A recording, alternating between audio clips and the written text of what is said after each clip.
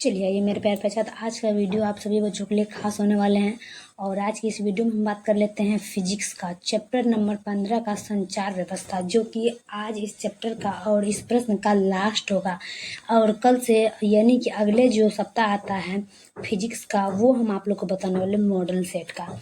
तो कल जो आप लोग को वीडियो गया होगा मेरे प्यार छात्र, उसमें से कुछ डिफरेंट ऐसा भी होता है जो कि हम वीडियो यूट्यूब पे डाले थे बट डिलीट हो गया, पर किस तरह से हो गया हमें ये नहीं पता चला। तो उसके लिए आई एम सो सॉरी चाहती हूँ मेरे प्यारे छात्र, क्योंकि आप लोग को पढ़ने में थोड़ी दिक्कत भी होती होगी। तो मेरे प्यारे छात्र, इस वीडियो में जो आज हम प्रश्न बताने वाले हैं वो आप लोग के लिए बहुत ही ज़्यादा खास होने वाले हैं।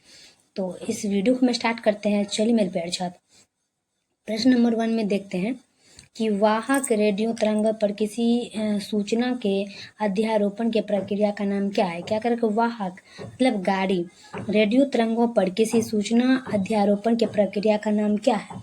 तो इसका आंसर होगा मॉड्यूलेशन। क्या होगा, मॉड्यूलेशन। ऑप्शन नंबर बी देखेंगे, मॉड्यूलेशन।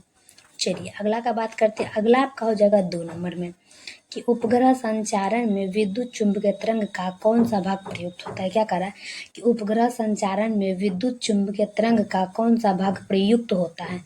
2 का सभी मेरे प्यारे छात्र देखिएगा, और 2 का काफी महत्वपूर्ण है कि उपग्रह संचारण में विद्युत चुंबकीय तरंग का कौन सा भाग प्रयुक्त होता है। तो 2 का आपका आंसर होने वाला है क्या। चलिए 2 का देख लेते हैं, सूक्ष्म तरंगे। क्या होगा, सूक्ष्म तरंगे। ऑप्शन नंबर डी देखेंगे हम, सूक्ष्म तरंगे। चलिए अगला का बात कर लेते हैं हम 3 का कि रेडियो एवं टेलीविजन। क्या करा कि रेडियो एवं टेलीविजन प्रसारण में सूचना संकेत का रूप क्या होता है। क्या करा कि रेडियो एवं टेलीविजन प्रसारण में सूचना संकेत का रूप होता है। याद रखिए सभी छात्र, प्रश्न कर रहा है कि रेडियो एवं टेलीविजन प्रसारण में सूचना संकेत का रूप होता है। 3 का आपका हो जाएगा एनालॉग सिग्नल। क्या होगा, analogue signal. Option number C देखेंगे, एनालॉग सिग्नल। चलिए अगला देख लेते हैं हम 4 का कि एच ऊंचाई के एंटीना से टीवी संकेत अधिकतम दूरी तक प्राप्त किए जा सकते हैं। वह डैश के लिए क्या करा है, एच मतलब ऊंचाई के लिए एंटीना से टीवी संकेत अधिकतम दूरी तक प्राप्त किए जा सकते हैं। वह डैश के लिए। 4 का आपका आंसर होगा √2HR। क्या होगा, √2HR। ऑप्शन नंबर ए लगाएंगे, √2HR। चलिए अगला देखते हैं 5 का। 5 में क्या कर रहा है कि टेलीविजन संचारण में आमतौर से उपयुक्त आवृत्ति प्रसार है। क्या कर रहा है कि टेलीविजन संचार में आमतौर से उपयुक्त आवृत्ति प्ररास है। प्ररास है, याद रखिए 5 का। और 5 का आपका आंसर हो जाएगा 30 - 300 MHz। क्या होगा, 30 - 300 MHz। Option number A. चलिए अगला देख लेते हैं हम 6 का कि दूर तक रेडियो प्रसारण में। क्या कह रहा है प्रश्न कि दूर तक रेडियो प्रसारण में शॉर्ट वेव बैंड का उपयोग होता है, क्योंकि डैश के लिए। क्या कह रहा है कि दूर तक रेडियो प्रसारण में शॉर्ट वेव बैंड का उपयोग होता है, क्योंकि डैश के लिए। 6 का आपका आंसर होगा आयन मंडल द्वारा शॉर्ट वेव बैंड परिवर्तित हो जाता है। क्या कर रहा है कि आयन मंडल द्वारा शॉर्ट वेव बैंड परिवर्तित हो जाता है। Option number A.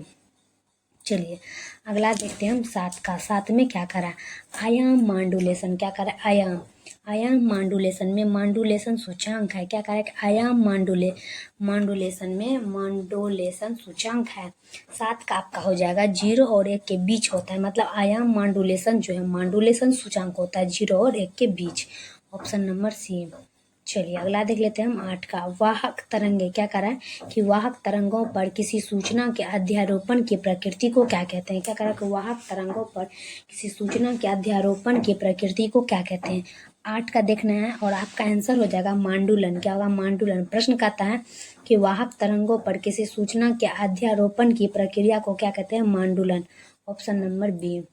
चलिए अगला देख लेंगे हम 9 का कि जिस मांडुलन में वाही तरंग की आवृत्ति को मांडुलन किए जाने वाले संकेत के तत्क्षणिक मान के साथ परिवर्तित कराया जाता है, उसे क्या कहते हैं। क्या कर रहा है कि जिस मांडुलन में वाही तरंग की आवृत्ति को मांडुलन किए जाने वाले संकेत के तत्क्षणिक मान के साथ परिवर्तित कराया जाता है, उसे क्या कहते हैं, तत्क्षणिक। तो चलिए हम 9 का देखेंगे और 9 का आवृत्ति मांडुलन। क्या होगा, आवृत्ति मांडुलन। Option number A. चलिए अगला देख लेंगे हम 10 का कि मांडुलन विपरीत प्रक्रिया को क्या कहते हैं। क्या कह रहा है कि मांडुलन के विपरीत प्रक्रिया को क्या कहते हैं। सभी छात्र याद देखेंगे कि मांडुलन के विपरीत प्रक्रिया को क्या कहते हैं। 10 का आपका हो जाएगा विमांडुलन। क्या होगा, विमांडुलन। ऑप्शन नंबर ए लगाएंगे, विमांडुलन। चलिए अगला का बात कर लेंगे। अगला आपका होगा 11 का कि लंबी दूरी तक रेडियो प्रसारण के लिए निम्नलिखित में से मुख्यतः किसका उपयोग किया जाता है। क्या कह रहा है कि लंबी दूरी तक रेडियो प्रसारण के लिए निम्नलिखित में से मुख्यतः किसका उपयोग किया जाता है। 11 का आपका आंसर होगा option number C. Option number C में क्या कह रहा है कि आयन मंडलीय तरंगों का। प्रश्न कहता है कि लंबी दूरी तक रेडियो प्रसारण के लिए निम्नलिखित में से मुख्यतः किसका उपयोग किया जाता है। आयन मंडलीय तरंगों का। आयन मंडलीय तरंगों का ऑप्शन नंबर सी। चलिए अगला हम देखते हैं 12 का। 12 में क्या कह रहा है कि पृथ्वी के किसी स्थान पर एक टीवी प्रेषण टॉवर की ऊंचाई 245 मीटर है। क्या कह रहा है कि पृथ्वी के किसी स्थान पर एक टीवी प्रेषण टॉवर की ऊंचाई 245 मीटर है। जितनी अधिकतम दूरी इस तक टॉवर का प्रसारण पहुंचेगा वह डैश होगा। प्रश्न कहता है कि पृथ्वी के किसी स्थान पर एक टीवी प्रेषण टॉवर की ऊंचाई 245 मीटर है। मतलब टीवी प्रेशर की ऊंचाई 245 मीटर है और जितनी अधिकतम दूरी इस टॉवर पर प्रसारण पहुंचेगा वह डैश हो जाएगा। तो इसका आंसर क्या हो जाएगा। इसका आंसर आपका होगा 56 किलोमीटर। क्या होगा 56 किलोमीटर। चलिए ऑप्शन नंबर सी 56 किलोमीटर। चलिए अगला देख लेते हैं हम 13 का कि टीवी प्रसारण के लिए जिस आवृत्ति परास का उपयोग होता है वह क्या होता है। कि टीवी प्रसारण के लिए जिस आवृत्ति परास का उपयोग होता है वह क्या होता है। तो 300 माइनस 30 माइनस 300 MHz। मतलब टीवी प्रसारण के लिए जो परास होता है उसका उपयोग होता है 30 माइनस 300 MHz तक। Option number C. चलिए अगला देखेंगे 14 के सामक्ष केबल। क्या कर रहा है कि सामक्ष केबल का अभिलाक्षणीय प्रतिबाधा लगभग होता है। कि सामक्ष केबल का अभिलाक्षणीय प्रतिबाधा लगभग होता है 14 का देखेंगे। और 14 का आपका आंसर हो 270 ओम। क्या होगा 270 ओम। ऑप्शन नंबर सी। प्रश्न कहता है कि सामक्ष केबल का अभिलाक्षणिक प्रतिबाधा लगभग होता है 270 ओम। Option number C. चलिए अगला देख लेते हैं हम 15 का कि नियत आयाम। क्या कह रहा है ओ नो कि नियत आयाम का रेडियो तरंग निम्न में से किसके उत्पादित होता है। प्रश्न कर रहा है कि नियत आयाम का रेडियो तरंग निम्न में से किससे उत्पादित होता है। तो 15 का आपका आंसर होने वाला है क्या। तो चलिए हम देख लेते हैं 2 लित्र। क्या होगा 2 लित्र। ऑप्शन नंबर डी लगाएंगे 2 लित्र। प्रश्न कहता है कि नियत आयाम का रेडियो तरंग निम्न में से किससे उत्पादित होता है। तो वो हो जाएगा आपका 2 लित्र। Option number D. 16 का प्रकाशीय तंतु का सिद्धांत क्या है। याद रखेंगे प्रकाशीय तंतु का सिद्धांत होता है पूर्ण आंतरिक परावर्तन। क्या कह रहा है कि प्रकाशीय तंतु का सिद्धांत क्या होता है पूर्ण आंतरिक परावर्तन। Option number C. चलिए 16 के बाद 17 आयन मंडल। क्या कह रहा है कि आयन मंडल के लिए क्रांतिक आवृत्ति FC होता है। क्या कह रहा है कि आयन मंडल के लिए क्रांतिक आवृत्ति FC होता है। 17 का देखेंगे मेरे प्यार छात्र। और 17 का आपका आंसर हो जाएगा कि 9N2MX। क्या होगा 9N2MX। प्रश्न कहता है कि आयन मंडल के लिए क्रांतिक आवृत्ति FC होता है। तो 9N2MX। Option number B. चलिए अगला देख लेते हैं हम 18 का कि 20 MHz से अधिक आवृत्तियों का संचार उपयोग होता है। क्या कह रहा है कि 20 MHz से अधिक आवृत्तियों का संचार उपयोग होता है। 18 का देखेंगे और 18 का आपका आंसर होगा उपग्रह। प्रश्न क्या कह रहा है कि 20 MHz से अधिक आवृत्तियों का संचार उपयोग होता है उपग्रह। Option number B. चलिए अगला देख लेते हैं 19 का कि वाक सिग्नलों का आवृत्ति परास होता है। वाक सिग्नलों का आवृत्ति परास होता है। याद रखें सभी छात्र कि वाक सिग्नलों का आवृत्ति परास होता है। 19 का देखेंगे और 19 का आंसर होगा 300 हर्ट्ज से 3100 हर्ट्ज तक। क्या होगा 300 हर्ट्ज से 3100 हर्ट्ज तक। ऑप्शन नंबर 1 कि वाक सिग्नलों का आवृत्ति परास होता है 300 हर्ट्ज से लेकर के 3100 हर्ट्ज तक। Option number 1। चलिए 22 का कि संगीत के प्रेषण के लिए वाद्य यंत्रों द्वारा उच्च आवृत्ति से स्वर उत्पन्न करने का बैंड ऊंचाई क्या होता है। क्या कह रहा है संगीत के प्रेषण के लिए वाद्य यंत्रों का वाद्य मतलब यंत्रों का उच्च आवृत्ति से स्वर उत्पन्न करने के लिए बैंड चौड़ाई क्या होता है। बैंड चौड़ाई मतलब जो है ना वाद्य यंत्रों का जो उच्च होता है वह स्वर निकलने के लिए तो उसका बैंड चौड़ाई कितना होता है। तो चलिए हम देख लेते हैं होता है 20 किलो हर्ट्ज का। क्या होता है 20 किलो हर्ट्ज का। Option number B.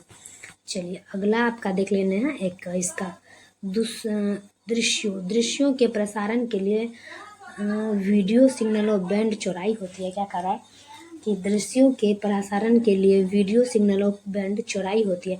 मतलब कह रहा है कि प्रसारण के लिए जो वीडियो आता है उसका सिग्नल जो होता है बैंड चौड़ाई कितनी होती है।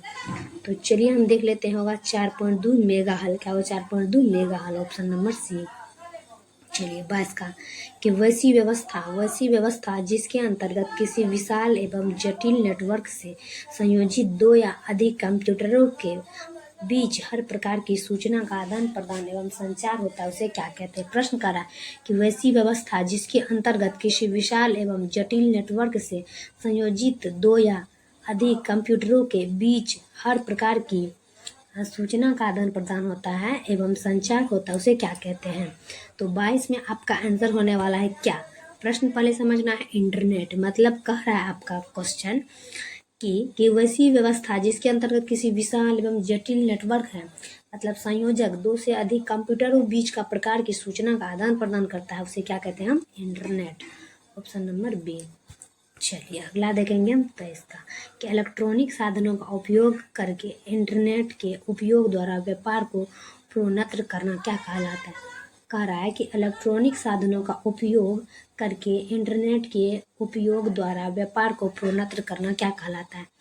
23 का आपका आंसर होगा ई फॉर्म्स। क्या होगा, e commerce. Option number B लगाएंगे, ई कॉमर्स। चलिए अगला देखते हैं 24 का कि बादलों का द्वारा परावर्तन क्या होता है। बादलों का द्वारा परावर्तन आपका होता है अवरक्त किरणों का। क्या होगा, अवरक्त किरणों का। प्रश्न कहता है कि बादलों के द्वारा परावर्तन क्या होता है, अवरक्त किरणों का। Option number C. चलिए अगला का देखेंगे, लास्ट और आखिरी कि लघु तरंगों की परास क्या होती है। लघु तरंगों की परास होती है 30 mHz से 30 mHz तक, मतलब 30 से 30 तक। Option number A. तो मेरे प्यार का वीडियो कैसा लगता है कमेंट में जरूर बताइएगा।